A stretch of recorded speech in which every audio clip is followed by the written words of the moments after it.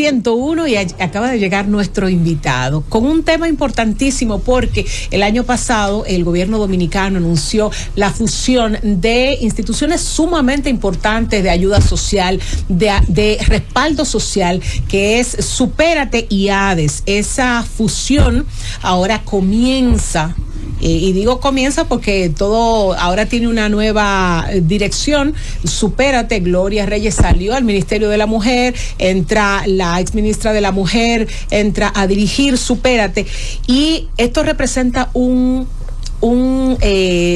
digamos, para el mismo gobierno representa un reto importante, porque hay gente que precisamente por eso se le cambió a Supérate. Hay gente que tiene que salir del sistema porque ya ha superado esas precariedades.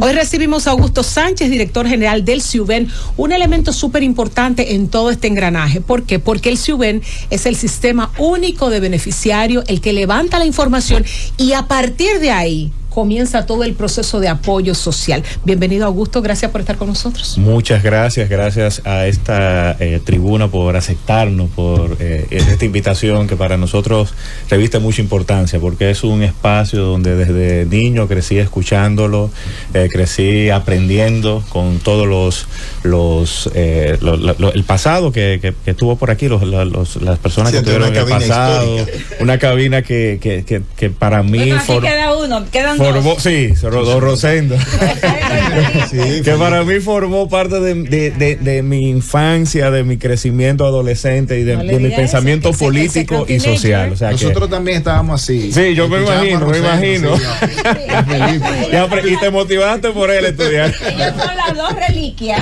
que tenemos aquí. Comenzamos con el decano de las reliquias. El SIUVEN se encarga de identificar hogares vulnerables, familias que viven en condición de vulnerabilidad en la República Dominicana. De acuerdo al levantamiento que tienen ustedes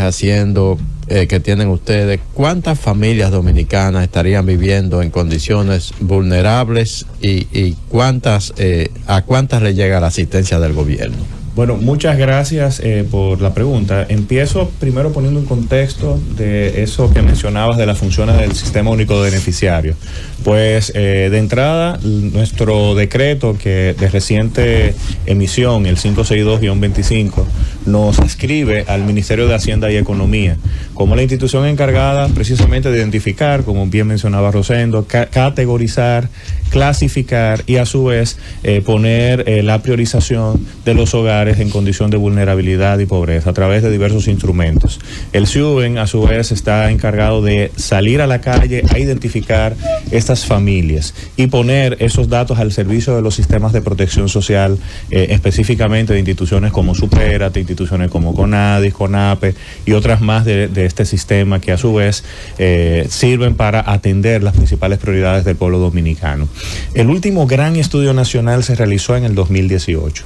Sin embargo, el SIUVEN ha estado realizando una serie de modificaciones desde el año 2020 y que nosotros a nuestra llegada en el 2024 le hemos dado continuidad. Empezamos con el paso de padrones de elegibles, que eran barridos socioeconómicos que se hacían en todo el territorio nacional. Esos barridos, como el del 2018, iban puerta a puerta en hogares priorizados de acuerdo al mapa de la pobreza. A partir del 2020 cambia la visión integrando no solamente los hogares dentro del mapa de pobreza, sino hogares dentro de otras zonas más allá del mapa de pobreza de la República Dominicana, considerando familias que pueden ser objeto de vulnerabilidad en diversas etapas, ya sea de su ciclo de vida familiar o en etapas de vulnerabilidades climáticas como las que han sucedido o como lo que sucedió con la pandemia del COVID-19. A partir de entonces se pasa de ese padrón a un registro social universal de hogares, que es una base de datos dinámica, que la primera etapa trabajó en consolidar todos los levantamientos existentes del 2004, del 2008, del 2012 y 2018 y crear una base de datos única, pero a su vez incorporando otras fuentes de captura para poder optimizar estos levantamientos de manera más óptima. Para tener una idea, en el año 2018 se tuvo aproximadamente el 62% de los hogares registrados con estas características. Hoy en día contamos con el 78.5% de los hogares en la República Dominicana registrados de acuerdo al último censo de población.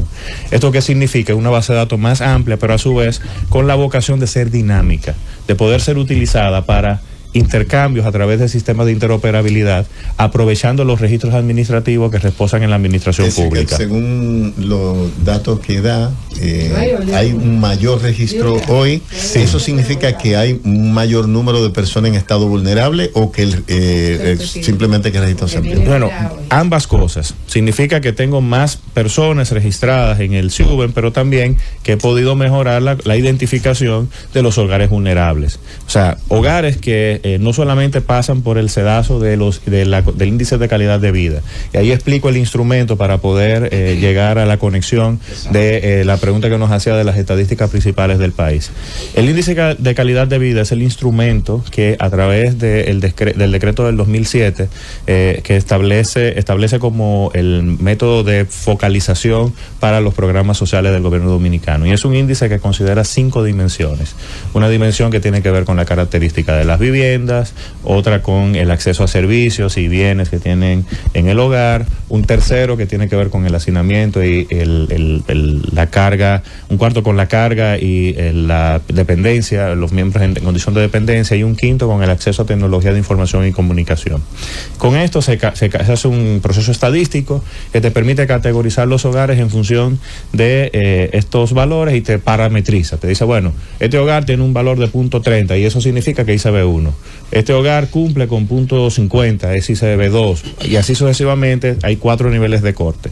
Con esto se hace los 4 niveles estableciendo cuáles hogares están en mayores vulnerabilidades y cuáles no. Y permite en 2 direcciones poder hacer identificaciones. Por un lado, yo puedo tener la categorización general de los hogares en 1, 2, 3, 4, que de hecho, ahí respondo a la pregunta inicial, el 10% aproximadamente se encuentra en condición de ICB1, alrededor del 25% en condición de ICB2 y luego el resto en ICB3 y ICB4. Pero por otro lado, puedo hacer una priorización incluso dentro de los propios ICB1. ¿Por qué? A veces los programas llegan y te dicen, bueno, no tengo para atender 100.000 hogares, 200.000 hogares, solamente para atender 50.000. Entonces, te permite ordenar los hogares incluso dentro de los niveles de índice de calidad de vida. Es decir, dentro de los más pobres, ¿quiénes son los más pobres? Pero además, se cuenta con una ficha socioeconómica que tiene unas 64 variables. Variables que van desde la característica de la vivienda, la característica de los miembros del hogar, es decir, condición educativa, condición de discapacidad, etcétera.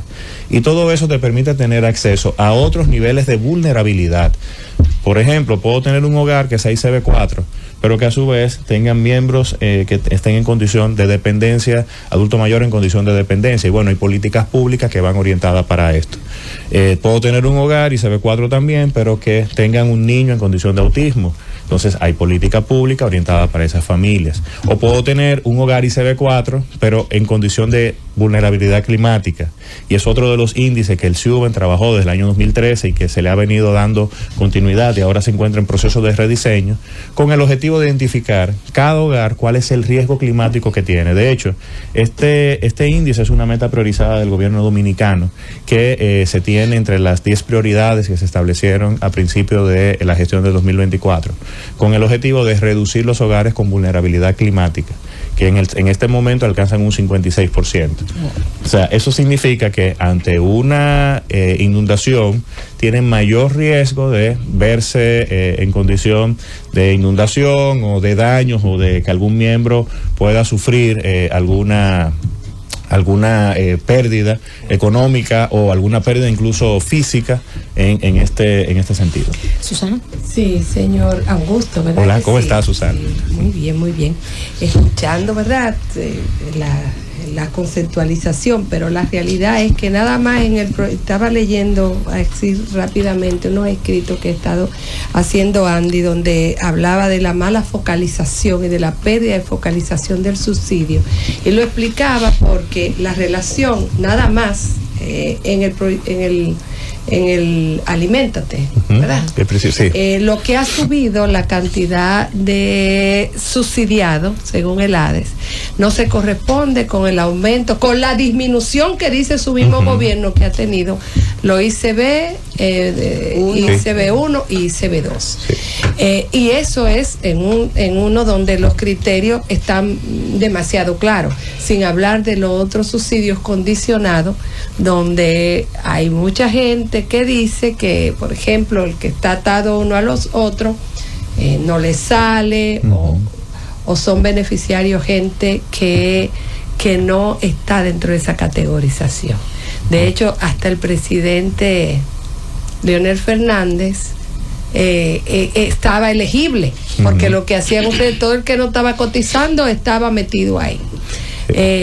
¿Cómo usted nos explica todo lo que usted nos da cuando hay datos tan claros donde se nota que la focalización no se corresponde, de que no se está cumpliendo con los criterios de focalización? Buenísima pregunta. Y primero comienzo presentando que ese es uno de los objetivos que precisamente salió este fin de semana a partir de la reunión del Consejo de Gobierno Ampliado. Mejorar la focalización de los subsidios sociales para atender mucho mejor la meta de clase media y pobreza. Segundo, respecto a lo que nos menciona de qué pasa, cómo se da esta focalización y esas críticas que hace el doctor Andy Dawaje. Pues mira, Supérate, una de las decisiones que tomó a partir de la entrada del gobierno de Luis Abinader es ampliar la cantidad de beneficiarios, que su propia directora anterior saliente varias veces lo mencionaba. Ya no solamente están los ICB1 y ICB2, sino que consideran otras vulnerabilidades. Nosotros proveemos datos para que ellos puedan incluir esos hogares con otras vulnerabilidades específicas. Es precisamente donde está el mayor detalle. Estamos trabajando en ese proceso de focalización, de mejorar esta asignación, de que esos hogares que ya cumplieron un ciclo, que ya recibieron el beneficio del programa, el acompañamiento, y con ese dinero han podido mejorar su calidad de vida, o han podido superar los umbrales de pobreza, pues que puedan salir y dar espacio a otros, como usted bien mencionaba, que ya deben de ser objeto de atención del gobierno, ya sea porque entraron en vulnerabilidades o porque en ningún momento habían sido atendidos o encontrados por las políticas públicas de los gobiernos diversos. En ese sentido, se está repensando ese proceso de focalización.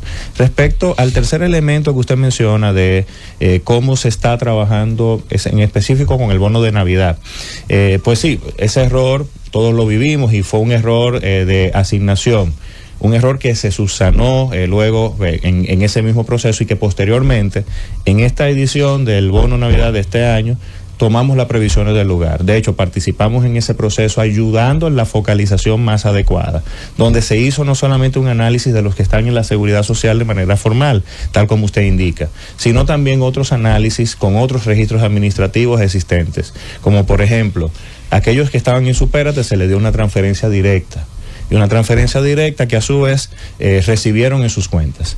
El resto fueron habilitados a raíz de que no estuvieran en Supérate, primero porque ya estaban siendo beneficiarios, segundo que no tuvieran en algún padrón del extranjero, registrado como dominicanos residentes en el exterior, tercero que no tuvieran en la seguridad social salario mayor de 30,000, pero todavía nos queda una brecha muy amplia. Entonces fuimos a otros registros adicionales, como por ejemplo tenencia de créditos, que no fuera políticamente expuesto, es decir, una persona que a su vez esté ocupando una función pública y esté registrado desde una función pública aún a nivel municipal, que tienen que hacer declaraciones juradas. También que no hayan sido personas expuestas a candidaturas presidenciales o municipales o diputados y demás. Y todo esto fueron criterios de exclusión que se consideraron, así como otros más, para fortalecer este proceso de asignación. Obviamente, en este bono hay unos criterios específicos que se establecen en el decreto que crea la dirección, o que actualiza, o crea la nueva Dirección de Desarrollo Social contra la Pobreza Supérate. Y establece que es un apoyo del gobierno dominicano a familias en condición de alguna vulnerabilidad, y todos estos criterios permiten que salgan muchas de esas familias que no tienen necesariamente vulnerabilidades, y facilita encontrar esos otros hogares que no necesariamente están registrados en los sistemas oficiales. Su dirección es una dirección eminentemente técnica y tiene por finalidad el levantamiento y la caracterización de los hogares en condiciones de vulnerabilidad. Pero quisiera, y tengo la curiosidad y me gustaría saber tu respuesta, si se centra solo en hacer esos levantamientos o si va más allá con análisis de datos respecto a la evolución de esos hogares una vez es impactado por un plan social. Y te explico la pregunta. A mí me inquieta mucho que solamente se invierta en ayudas sociales. Lógico, se necesita para la sobrevivencia de muchas familias que sin ellas no tendrían la subsistencia, pero me gustaría saber si hay la data y la recogen ustedes o qué institución la recoge para saber el impacto que genera en esas familias esas ayudas sociales y si efectivamente estamos logrando sacar de la pobreza a un número determinado de personas y qué tanto, qué tal es el porciento de esas familias que se logran impactar y sacar de la pobreza. Sí, el SHUVEN tiene esa función de identificación, caracterización y evaluación. En ese proceso, pues tenemos una data que, como he mencionado, se ha construido ya y que te permite hacer un histórico. Es decir, tomar la familia de Susana, suponiendo que está inscrita en el SHUVEN, y poder analizar su historia en función de los diversos levantamientos socioeconómicos. O sea, estamos ya en esa etapa donde se va a poder realizar ese tipo de evaluación de impacto, más allá de la evaluación de impacto, digamos, directa, que, digamos, diversas metodologías de evaluar impacto. Tú puedes ir al hogar y preguntar qué pasó luego de una asistencia. Ahora tú vas a tener datos históricos que tú puedes incluir en estas evaluaciones. Entonces, en ese sentido, desde el Gabinete de Políticas Sociales hay un mandato a hacer las evaluaciones periódicas. Ahora que se cuenta con esta data y que tenemos ese mandato de focalización, se está dando prioridad a realizar este tipo de estudios. Porque aunque hay estudios que, digamos, de manera particular se han hecho en el pasado, esos estudios eran más que todo de evaluación del que recibió el beneficio y particularmente cómo este beneficio cumplían con las corresponsabilidades o con las asignaciones. Ahora se está trabajando con poder incorporar todas esas bases de datos y poder ver qué pasó con esa persona en función de su ICB o en función de la tenencia de bienes que declaró en diversos momentos. Al día de hoy Al día de hoy se está trabajando en eso. Sí. Sí, al día de hoy se está trabajando en este proceso. Estamos hablando con un técnico, por Dios, estamos hablando con un técnico. El jefe era el otro. ¿Y en qué tiempo se podría tener acceso a esa data para trabajar políticas con mayor efectividad? Que aquí tenemos que trabajar en esa misma mesa de coordinación. No te puedo dar una fecha para no comprometerme y que después tú me llames y me digas, mira, estoy esperando ese dato. Con Susana. Pero cuando lo tengamos con Susana le vamos a traer información para que... Augusto, yo quiero volver al tema de los hogares vulnerables, sí, de manera climática.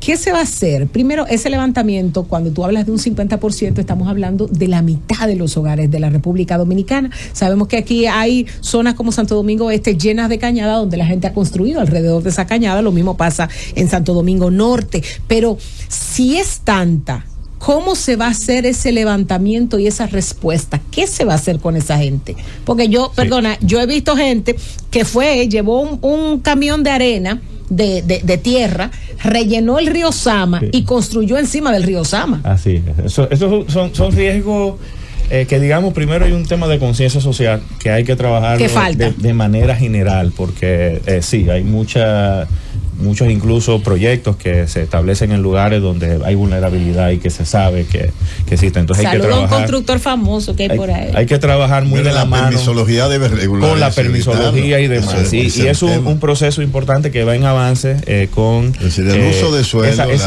el ordenamiento territorial es fundamental. Justamente. Y además el civismo, porque a veces una bolsa de basura tirada en la calle te tapa un filtrante y inunda y ahoga un barrio. Ahí es precisamente donde quería conectarlo, que justamente con el ordenamiento territorial, que es algo que viene trabajándose desde los últimos años a partir de la ley de ordenamiento territorial, pues va a facilitar esas asignaciones de cuáles espacios sí están destinados a construcción o no. Pero es una capa, ya tenemos personas que están habitando y qué hacemos con ellos. El gobierno tiene diversas iniciativas al respecto, que van desde construcción de viviendas en mejores condiciones de vida, pero también hay una serie de actividades que nosotros como SHUVEN proveemos, o datos que nosotros como SHUVEN proveemos. Los datos nuestros tienen el indicador del IVAC tiene 3 dimensiones. Por un lado tiene la dimensión de carencias de los materiales de la vivienda, que es elemental. Entonces esos programas de apoyo a los materiales de la vivienda, que muchas veces nosotros lo proveemos a solicitud de algunas instituciones del Estado, por ejemplo, ¿cuáles en este territorio donde hay viviendas con piso de tierra? Se le pasan esos datos y ellos realizan esos programas de intervención. En este territorio donde hay hogares con techos, digamos, en condición de vulnerabilidad, ya sea en zinc, en mal estado, o con techo de otro material que puede ser irrecuperable, entonces se trabaja en esa misma dirección o con paredes deficientes. Por otro lado, el IVAC considera el elemento de autodeclaración de las personas. A las personas se les pregunta qué tan expuesto está a una fuente de peligro, y las personas te declaran ya sea cañadas, ríos, arroyos, y esas crecidas o esas potenciales crecidas, cómo podrían, de acuerdo a su información, afectarle. Entonces, ahí es donde entra lo que mencionaba al principio, la necesidad de establecer mayores controles, y qué bueno que la Ley de Ordenamiento Territorial viene a proveer este nuevo mecanismo de focalización y fiscalización para los proyectos de expansión, pero también el tema de cómo atender a estas poblaciones que ya existen, y para eso los proyectos habitacionales, que obviamente no siempre van a dar abasto para todas las poblaciones, pero aquí hay que ir en esa misma dirección. Entonces creo que eso, esa mancuerna de acciones puede permitir que a futuro se pueda controlar muchas de esos indicadores. De hecho, la meta es llevarlo a 75%, o sea, reducir las vulnerabilidades de por lo menos 56%, que solamente sea un 25% de hogares que estén vulnerables a 2028. A 2028 es la meta de gobierno establecida por el PNPCP. Justo, a veces la gente cuando piensa en Ciuden piensa solamente que Ciuden es reparto de tarjeta. Sin embargo, Ciuden te permite, creo que la institución del Estado por encima, diría yo, del propio ministerio hasta de planificación de la ONE, que tiene la mayor base de datos, con una gran cantidad de indicadores que permiten definir políticas públicas efectivas. Estamos hablando del 78% de los hogares, con un levantamiento. Hay un indicador que para mí es muy preocupante y no sé en qué nivel está, que es el tema de la asistencia escolar. El nivel, sabemos que la pandemia trajo como resultado una deserción escolar extraordinaria, sobre todo en el nivel básico. Sin embargo, esos programas sociales tenían un indicador que era un incentivo a la asistencia escolar que nos garantizaba a la sociedad tener los niños en las escuelas. ¿Cómo está eso? ¿Qué en tanto nivel de efectividad ha tenido? Y cómo ha avanzado sobre todo esa parte, y el tema de la entrada, sobre todo, al primer nivel de atención, que es atención primaria, que también sé que tienen una base de datos extraordinaria con lo que tiene que ver el tema de la atención primaria. Me gustaría saber esos dos indicadores, cómo lo están trabajando. Bueno, primero comenzaría mencionando el tema de roles. O sea, cada institución juega un rol en este proceso. En el caso específico de la Oficina Nacional de Estadística, su rol son las estadísticas nacionales, y es, digamos, la fuente de la cual incluso el CIUE se alimenta para hacer, por ejemplo, los levantamientos. Es decir, quien me provee a mí el marco geográfico, el marco muestral de cómo hacer mis levantamientos, la parte cartográfica es la Oficina Nacional de Estadística. A partir de ahí yo monto mis operativos, que son de campo, que más adelante contaré un poco de otras iniciativas que se han desarrollado a partir de esta gestión. En ese sentido, la Oficina Nacional de Estadística juega un rol fundamental en la definición de los indicadores nacionales, en la planificación pública, y esa es su tarea. La nuestra es, una vez teniendo la identificación de personas, de hogares en condición de vulnerabilidad, ponerla y conectarla con los servicios sociales. Correcto. Es decir, trabajamos muy complementariamente, y un ejemplo de ello te lo puedo mencionar con el caso de Hambre Cero, que justamente es una de las metas también que se ha priorizado. La Oficina Nacional de Estadística del 2022 viene realizando el módulo FIES a través de la Encuesta Nacional de Hogares de Propósitos Múltiples. Ese módulo permite la identificación de hogares con riesgo alimenticio, riesgos alimentarios, inseguridad alimentaria realmente. Entonces, nosotros como SIUBEN hemos asumido ese mismo módulo. ¿Con qué objetivo? De donde encontremos una mayor incidencia de casos, entonces poder focalizar esos levantamientos con un instrumento homogéneo para atender el mismo concepto, digamos, y no que tú definas hambre de una manera, pero yo la defina de otra, y posiblemente los dos, digamos, hemos reducido el hambre, pero en la tuya el indicador de hambre mide una cosa, en la mía otra. Ahora, con respecto a la segunda y la tercera pregunta, la base de datos del SIUBEN provee información de la declaración de los hogares. Ahora, ¿qué sucede? En el tema educativo, la asistencia, la inasistencia escolar es una información que el Ministerio de Educación es quien rige como rector de la política educativa del gobierno dominicano, y obviamente sé que están haciendo esfuerzos para reducir este mal, porque es un mal que a su vez termina repercutiendo en el mediano plazo en la calidad de la formación de los jóvenes y de la fuerza laboral, que a su vez es necesario para poder reducir los niveles de pobreza como lo que se han exhibido en esta gestión. Y la meta es que no haya hogares en condiciones de vulnerabilidad, y para eso necesitamos una fuerza de trabajo preparada que pueda acceder a empleos dignos, a empleo de calidad, y que pueda acceder a una seguridad social a futuro cuando entren a condiciones, digamos, de adulto mayor y ya no puedan tener la fuerza productiva necesaria para poder trabajar de manera tan activa. Entonces, todo eso es parte de ese engranaje, pero en el caso de materias educativas es bueno acercarnos al Ministerio de Educación para entender más a profundidad sobre... ¿Ustedes identifican los hogares que tienen mayor niños en las escuelas, lo que no se identifica? Claro, en función de los levantamientos, de la declaración del hogar. Pero obviamente hay un registro administrativo más poderoso que es el día a día de educación. O sea, educación sí tiene en el día a día qué niño no vino a escuela, qué niño no vino a clase con el pase de lista, el pase de asistencia. Lo mismo con salud.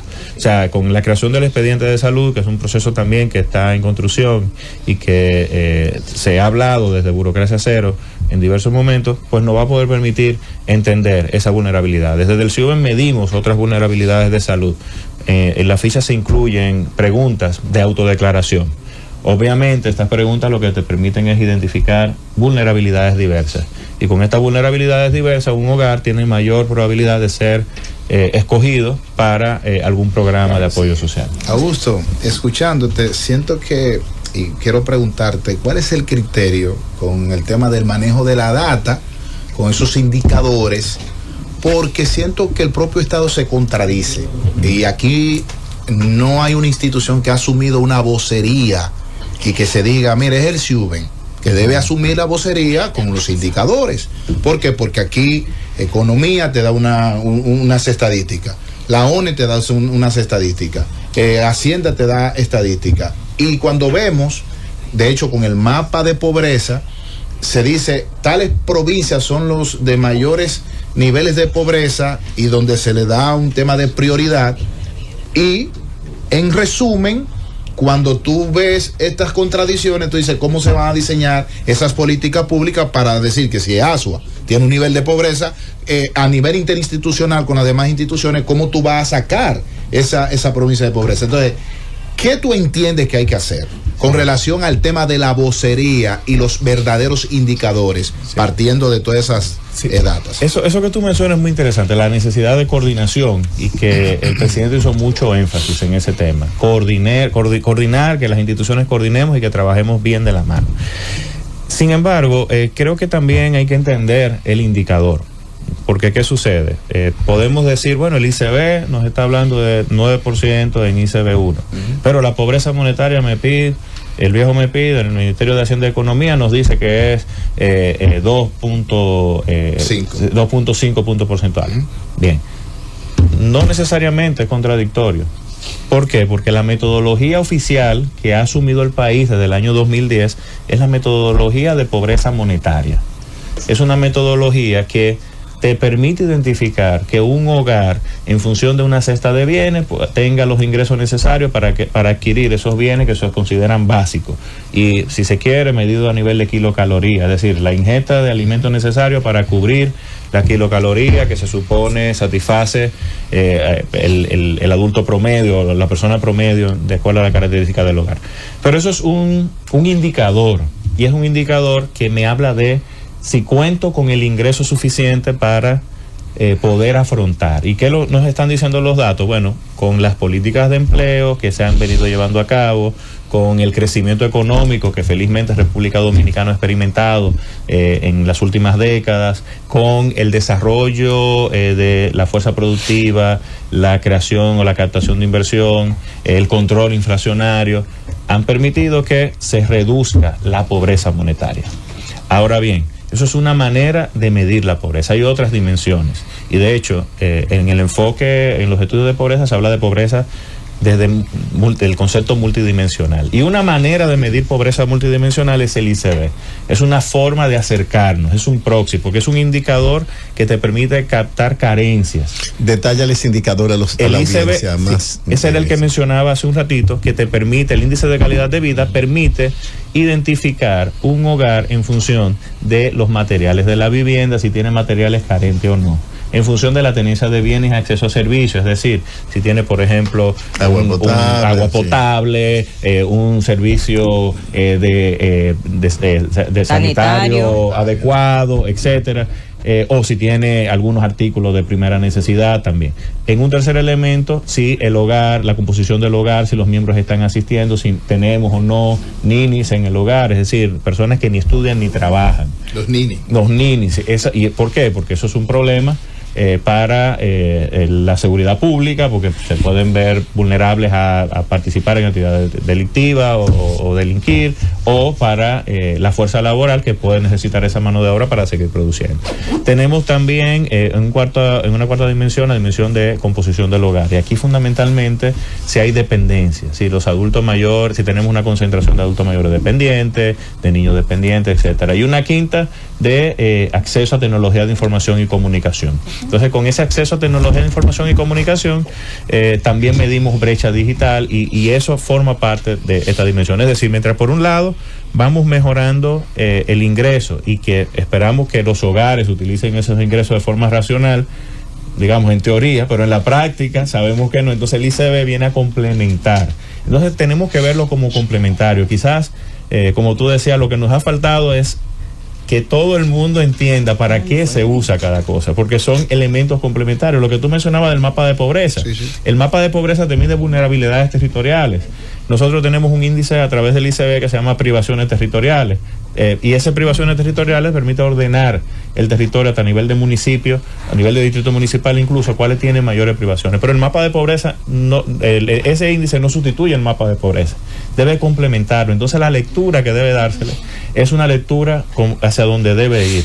Es decir, ahora yo cuento con más información y que yo tengo que usar esa información, mejorar las políticas públicas, atender, bueno, si en el territorio de Azua el problema es que nos faltan interconectar hogares hacia agua potable, pues vamos a trabajar con iniciativas de agua potable. De hecho, participamos junto con el Ministerio de la Presidencia en un piloto y con el INAPA de conexión de agua potable en el barrio de La Bombita y algunos otros barrios circundantes. ¿Con qué objetivo? Con el objetivo de pilotear cuánto nos costaría a nivel territorial, nosotros proveyendo la data de cuáles hogares nos declararon que no tienen acceso a agua, no tienen acceso a manejo de residuos, es decir, inodoros, agua negras y demás. O sea, prácticamente tú friegas y tiras el agua en la calle y tienen atrás una letrina, y eso es un problema tanto para el suelo como para el propio entorno, para el propio territorio. Me baño y el agua corre hacia atrás. Ambiental, sanitario, de salud, me genera mosquitos, o sea, por ende puedo tener malaria, dengue futuro si hubiese brote de alguno de estos tipos. Entonces fíjate cómo una política pública, cómo el pilotaje de una política pública, costear esa política pública, luego ponerla al servicio a futuro, nos puede resolver muchos otros problemas más allá de salud. Y tiene mucho que ver con la coordinación. Cuando coordinamos, cuando usamos los datos para lo que es, como datos complementarios. Es decir, ASUA lo tengo por un lado y tengo por otro lado otras informaciones y se vinculan. Usted decía al principio de su intervención que se han ido expandiendo los indicadores, fue el término que usted usó, o los subsidios. Los criterios. Los criterios han ido ampliando, han ido cambiando. Sí. Pero si tenemos el ICB1, el ICB2, el ICB3 y el ICB4, que lo que establece son los diferentes niveles de pobreza y de condición en que vive. Es decir, la pobreza ya sabemos que la están midiendo o se mide hace mucho tiempo, es la pobreza monetaria, pero ese ICB implica pobreza monetaria y condiciones del hábitat de la persona y todos esos otros indicadores que usted ha hecho, a los que usted ha hecho alusión, si hay personas con discapacidad, si hay envejecientes, etcétera, etcétera. Si tenemos ya esos 4 criterios, ¿por qué tenemos que seguir abriendo y ampliando? Porque eso es lo que da pie al clientelismo. Eso es lo que da pie al clientelismo, de que entonces como lo amplío tanto y lo abro tanto, entonces de ahí yo puedo agarrarme de ahí, ¿verdad? Todo el mundo cabe, y por eso vimos a el exdirector del gabinete social repartiendo bonos como si estuviera repartiendo dulces. Santa Claus. Como si fuera un Santa Claus. Entonces, se supone, o nosotros hemos estado acostumbrados el país a ver unos niveles de rigurosidad en el manejo o en la asignación de sus recursos de subsidios focalizados. Entonces, ¿ustedes no han hecho esa evaluación a lo interno para mejorar esa práctica? Justamente, por eso hacían la mención de cómo se va cambiando a medida que vamos teniendo la utilización y el aprendizaje de estas informaciones. El mandato es focalizar mejor. De hecho, ayer la nueva coordinadora del gabinete y tuvo una entrevista donde hacía énfasis que ese es su objetivo principal, y la propia Mayra Jiménez ha hecho también esa habla mención de la doctora Yanilda Vázquez. Eso es lo que yo no entiendo. Lo que está bien, definitivamente fue muy entonces tener después de muchos errores y costos económicos para el país, entonces volvió otra vez a lo que se tenía. Porque cuando ustedes asumieron en el 2020, esos programas estaban muy bien focalizados. Sí y no. Pues se pusieron a inventar y a cambiar y a hacer cosas. Lo que pasa para es que ahora 5 años después darse cuenta. No, lo que pasa es que en 2020 estábamos en una condición muy particular, una coyuntura muy particular. Recordemos que estábamos en el proceso de la pandemia del COVID-19. Luego esa pandemia generó otra situación, o se generó a nivel mundial otras situaciones que fueron cambiando el contexto y fueron, complicando el manejo de la política social, si así se requiere, porque había que tener criterios de ampliación. Pero además, hoy en día tenemos otros criterios de inclusión. Cuando hablamos de otro criterio de inclusión, no es que megaganariamente yo le voy a asignar, mire, Susana, tengo una tarjeta porque usted es amiga mía. Eso no. Y me parece que no ha sido la política que han utilizado en las demás instituciones. Por lo menos, de hecho, recientemente tuvimos un proyecto de asignación de unas 40,000 tarjetas, donde se trabajó justamente con la data del SIUBEN. Eso fue en octubre del año pasado que se hizo ese anuncio. Claro, siempre hay oportunidades de mejora en estos programas, y en el pasado la había. Y en el pasado también se hacía referencia a lo mismo. ¿Por qué? Porque estamos hablando de procesos masivos. En los procesos masivos tienes que poner filtros y tienes que ir activando esos filtros y tienes que ir probando esos filtros. Sin embargo, lo que tú puedes estar seguro es que desde el SIUBEN todas las informaciones que hemos proveído a los programas cumplen con los criterios que establecen tanto en sus resoluciones como con criterios éticos y de calidad. En el SIUBEN tenemos varios instrumentos de captura. El primero es los barridos socioeconómicos que han sido históricos realizados. En segundo, tenemos otras actualizaciones que es a solicitud y demanda, ya sea que un hogar tenga una salida de un miembro y demás a través de puntos solidarios. Eso lo conectamos con un centro de contacto y actualizamos informaciones del lugar. Y el tercero, estamos desarrollando otras herramientas de autorregistro para permitir que las familias puedan autorregistrarse, sobre todo aquellas que tienen mayor uso de tecnología de información y comunicación. Todo eso pasa por malla lógica, por evaluación de calidad, por rellamada, mandan fotos que también se revisan. Por ejemplo, es inconcebible un hogar con pecho de concreto que me diga que tiene paredes de madera. No es posible porque la estructura no lo va a aguantar. Pero ese constante aprendizaje lo vamos poniendo en todas las métricas que hace el SIUBEN para garantizar un levantamiento ético y de calidad. En el SIUBEN ahora mismo hemos terminado el levantamiento de las provincias Elías Piña, San Juan, hicimos el barrido general, ahora volvemos a una actualización. Precisamente por ahí iba el tema de la pregunta. Usted, según se informa acá en la nota que tenemos, se hizo una actualización priorizada de territorios, el concepto que se usa. Y tenía la pregunta a usted, que veo que es un economista que se especializó en el área de la Big Data, qué bien, de la estadística, interesante combinación. ¿Qué tanto puede servir al trabajo que ustedes realizan? Primero, lo que de manera, digamos, natural se hace en el censo, lo que el censo recoge, lo que la Organización Nacional de Estadística muestra a partir de sus resultados, y luego qué ayuda pudiera tenerse, sobre todo en el tema de la Big Data, de las tecnologías. Hoy no hay hogar dominicano donde no haya un celular o donde no haya acceso a alguna tecnología de la información. ¿Qué tanto pudiera también ayudar a nutrir, sobre todo en tiempo real, de estos aspectos de la realidad en la que viven muchos dominicanos, y si esas herramientas existen y están hoy por hoy al alcance de Ciuben y de otras instituciones? Ciuben es una institución técnica especializada, ahorita se hacía referencia al respecto. El Ciuben pues incorpora muchas de las mejoras que a su vez se permiten también dentro de un sistema de información social, algunas de forma pilotaje, otras ya de forma sistemática. Con el caso específico del uso de la data de los censos de población y vivienda, como mencionaba, es el marco guía. Los territorios tienen una información del total de población y tienen informaciones que nos sirven para nosotros mejorar la caracterización y la priorización en los levantamientos de territorio. De hecho, es mi denominador.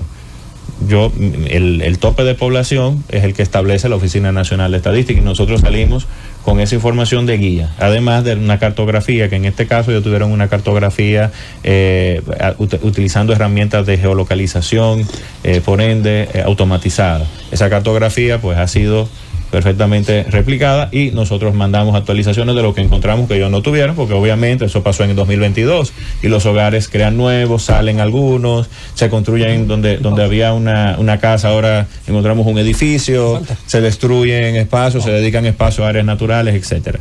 Con el uso específico de la tecnología de información, pues esto va en varias dimensiones. Por un lado, lo que hemos mencionado, tú muy bien lo indicas, los hogares tienen mayor uso de tecnología de información y comunicación.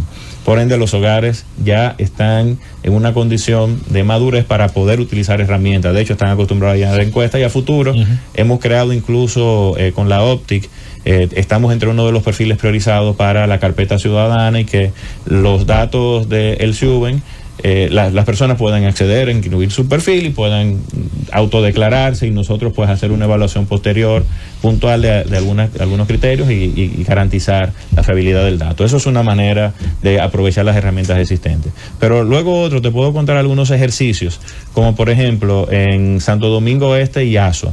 Probamos una herramienta a través de uso de inteligencia artificial, para tratar de identificar la cantidad de hogares en territorios usando las imágenes satelitales. Eso comparándolo con los mapas y con nuestro propio levantamiento de ese momento, teniendo una alta predictibilidad. Y eso nos permite, pues, ante situación, por ejemplo, de expansión de un territorio, pues por lo menos empezar a utilizar esa data para hacer proyecciones y saber qué me voy a encontrar en una expansión específica, incluso con algunos niveles de vulnerabilidad por la característica del techo. Una segunda experiencia que te puedo contar así rápidamente es algo que hemos hecho con el Programa Mundial de Alimentos. El Programa Mundial de Alimentos nos ha apoyado para formar nuestros equipos en el manejo y vuelo de drones, y esto para dar respuesta a las situaciones de emergencia. ¿Cuál es la lógica? Ante una situación de emergencia, Ciuben interviene dando una estimación de hogares que tienen mayores afectaciones o probabilidad a través del IVAC. Entonces tú haces una proyección y dices, bueno, si esta provincia o este municipio está en alerta roja, en ese municipio tenemos tal porcentaje o tal cantidad de IVAC es índice de vulnerabilidad ante choques climáticos. Entonces tenemos 5.000, 10.000 hogares que están en vulnerabilidad alta. Por ende, esos 5.000, 10.000 hogares debemos considerarlo para poder ser priorizado, digamos, de entrada, con el propósito de hacer acciones anticipadas. Correcto. Pero luego de una afectación que salen los organismos de socorro, pues viene la intervención de la protección social a través de la aplicación de los bonos de emergencia.